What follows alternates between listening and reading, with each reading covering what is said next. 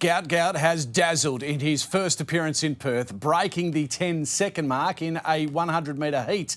The 17-year-old sprint sensation blew the field away with the wind at his back, even easing up before crossing the finish line. A 17-year-old kid from Australia just ran so fast that people are calling him the next Usain Bolt. And here's the crazy part, he's actually beating some of Bolt's old times from when Bolt was the same age. His name is Gout Gout. And right now, the whole track world can't stop talking about him.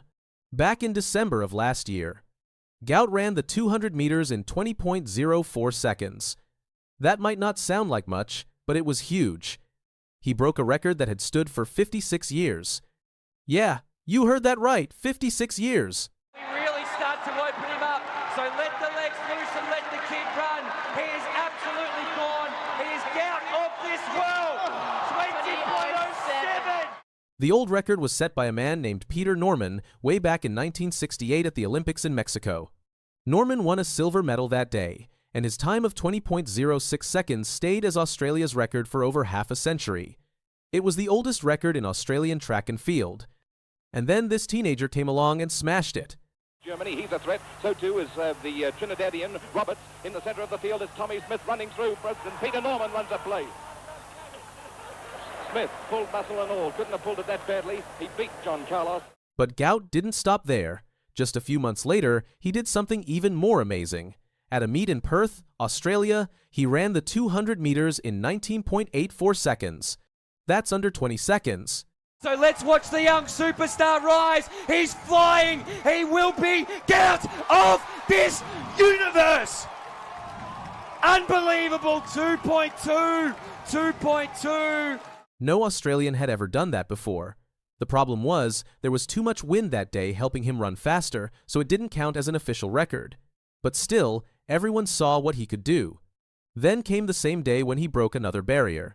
Gout ran the 100 meters twice, once in the morning and once in the afternoon. Both times, he ran 9.99 seconds. Away, he got not such a good start tonight. Kelly just leads him from Kepagelli. Out wide, Cassiano and John. Now Gout starts to stretch away, and stretch away he does! That's under 10 seconds, which is a really big deal for sprinters.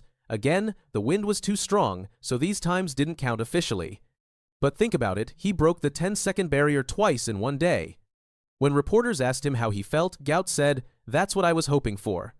I didn't get the best start I anticipated, but I just focused on what I needed to focus on, got through my drive phase and kept driving and saw the clock, so can't be happier than that." Now here's where it gets really interesting. In June, Gout traveled to Europe for the first time to race. The meet was called the Golden Spike, and it happens every year in a city called Ostrava in the Czech Republic.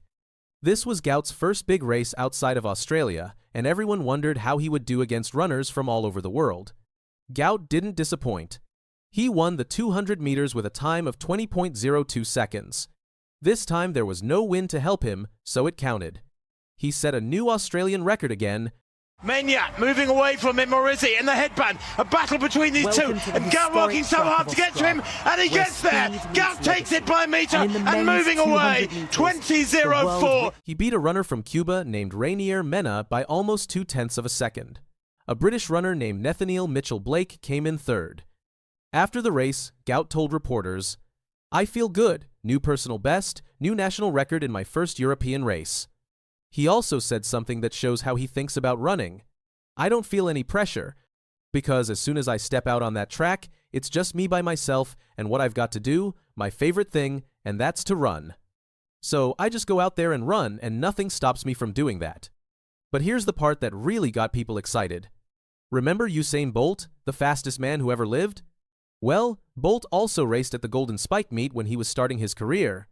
Back in 2006, Bolt ran the 200 meters there in 20.28 seconds. Gout's time of 20.02 was 26 hundredths of a second faster than Bolt's time at the same meet. A teenager just beat young Bolt's performance. And there's more. When people looked closely at one of Gout's wind-aided races, the 19.84 run, they measured his speed in the last 50 meters.